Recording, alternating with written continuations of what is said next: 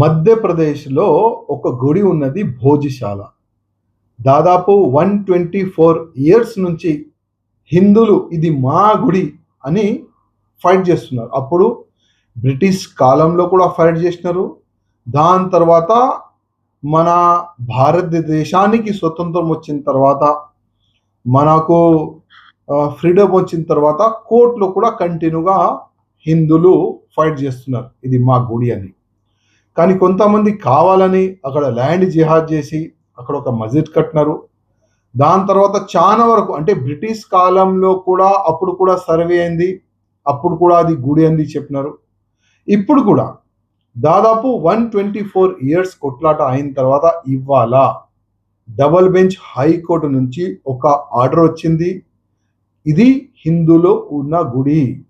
ఎందుకంటే దాదాపు ఏఎస్ఐ నుంచి 98 డేస్ వరకు అక్కడ సర్వే జరిగింది.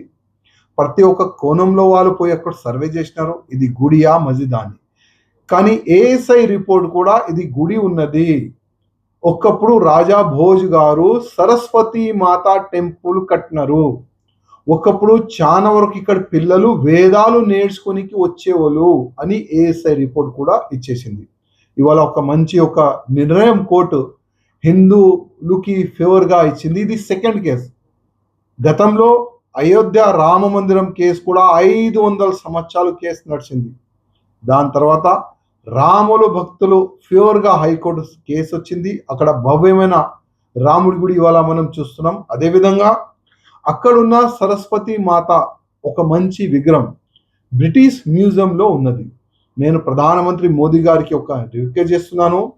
ఆ బ్రిటిష్ మ్యూజియంలో ఉన్న ఆ సరస్వతి మాత టెంపుల్ ఆ విగ్రహాలని రిటర్న్గా మన మధ్యప్రదేశ్ భోజశాల టెంపుల్కి గురించి తీసుకొని రావాలని కోరుతున్నాను. అదేవిధంగా ఏ విధంగా అయోధ్యలో రాముడి గుడి ఇవాళ యావత్ ప్రపంచంలో ఉన్న హిందువులు వచ్చి అక్కడ దర్శనం చేసుకుంటారు. అదేవిధంగా మధ్యప్రదేశ్లో ఉన్న భోజశాలలో కూడా వచ్చి దర్శనం చేసేలాగా అంత పెద్ద గుడి కట్టాలని నేను ప్రధానమంత్రి మోదీ గారికి రిక్వెస్ట్ చేస్తున్నాను.